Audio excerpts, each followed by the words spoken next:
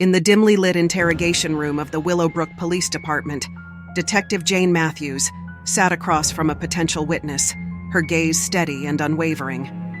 The room was suffused with tension as she prepared to unravel the web of deceit that shrouded Samuel Thornton's murder.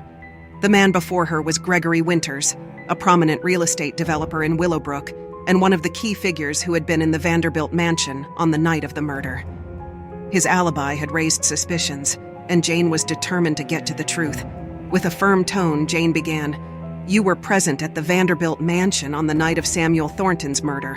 Can you please provide a detailed account of your activities that evening?" Gregory Winters, a tall and imposing figure with a well-groomed beard, shifted uncomfortably in his chair. His eyes darted around the room, avoiding direct eye contact with Jane. "I was at the mansion for a business meeting," he replied. "We were discussing a new development project, and several other prominent members of the town council were present as well. It was strictly business." According to Gregory's account, the meeting had concluded, and he had left the mansion before the murder. This statement added another layer of complexity to the investigation, as it raised questions about the timeline of events and the circumstances surrounding Thornton's murder. Detectives would need to corroborate this claim and investigate further to determine the accuracy of Gregory's statements. Jane scrutinized his response, noting the subtle signs of nervousness that betrayed his calm facade. She knew that if there was any chance of uncovering the truth behind Samuel Thornton's murder, she needed to carefully dissect his alibi. Jane leaned forward, her gaze locked onto Gregory Winters. "Can you provide the names of the individuals who were present during this meeting? We'll need to verify your alibi, and any inconsistencies could complicate matters." Gregory hesitated for a moment before reluctantly listing the names of the town council members who had attended the meeting. Jane made a mental note of each name, aware that cross-referencing their accounts would be a crucial step in the investigation. As the interrogation continued, Jane probed deeper, asking for specifics about the meeting's agenda, the duration, and any personal interactions that might have occurred. She watched for signs of discomfort or inconsistencies in Gregory's responses, determined to uncover the truth. As the interrogation progressed, Jane's persistence began to yield results. Gregory's alibi started to crumble under the weight of contradictory statements and circumstantial evidence. Several witnesses had provided conflicting accounts of his whereabouts during the crucial hours leading up to the murder. Jane leaned back in her chair, her voice measured but resolute. "Mr. Winters, it appears that your alibi has some significant discrepancies. We have reason to believe that you may have not been entirely truthful about your activities on the night of the murder." Gregory's face paled, and beads of sweat formed on his forehead. The walls of deceit were closing in around him, and he knew that the detective was relentless in her pursuit of the truth.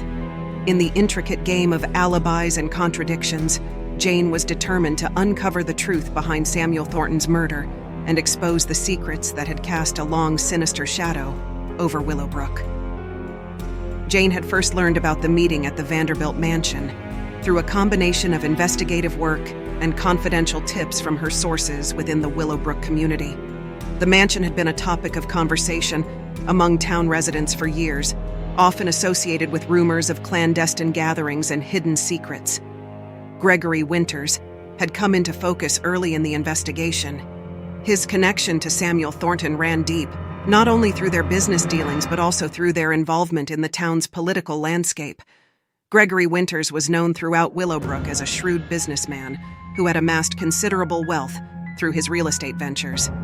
He had a reputation for being both influential and divisive, with a knack for navigating the intricacies of small-town politics. His connection to Samuel Thornton had its roots in the town's development projects. Winters had been involved in several lucrative deals that had significantly shaped the town's landscape. This had put him in close proximity to Thornton, who, as a town council member, had played a pivotal role in approving zoning regulations and land developments. Their relationship had been a complex one, characterized by shared interests and occasional disputes over development plans.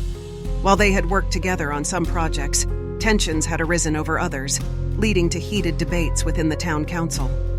The meeting at the Vanderbilt mansion had been a focal point of Jane's investigation. due to its timing and the individuals involved. It had taken place on the night of Samuel Thornton's murder, raising suspicions about its connection to the crime. The attendees included not only Gregory Winters, but also several other prominent members of the town council. The nature of their discussions during the meeting remained shrouded in secrecy, fueling speculation about hidden agendas and potential motives for the murder.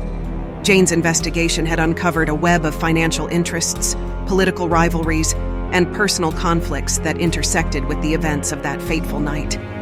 The meeting was a crucial piece of the puzzle, and unraveling its secrets was paramount to solving the murder and bringing justice to Willowbrook.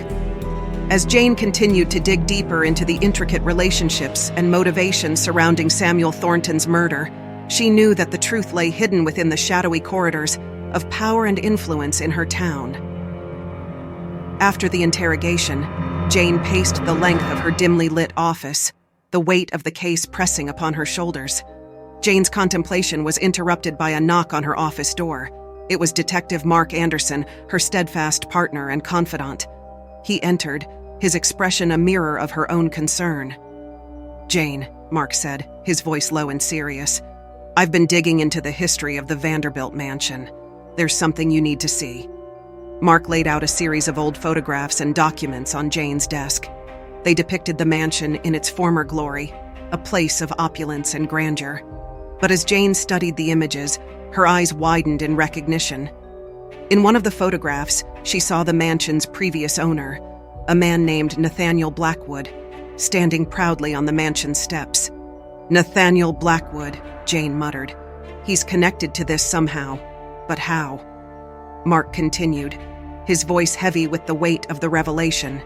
Nathaniel Blackwood was a recluse, known for his obsession with the occult. Rumors swirled about secret gatherings and rituals held within the mansion's walls. Jane's mind raced as she processed the information. The pieces of the puzzle were falling into place, the symbols, the gruesome murder, and now the mansion's unsettling history, all pointed to a dark underbelly that Willowbrook had long kept hidden. Jane knew that to solve this case, she would have to delve into the history of the mansion and Nathaniel Blackwood's involvement with the occult. The mansion had once been a place of secrets, and those secrets had now spilled over into the present.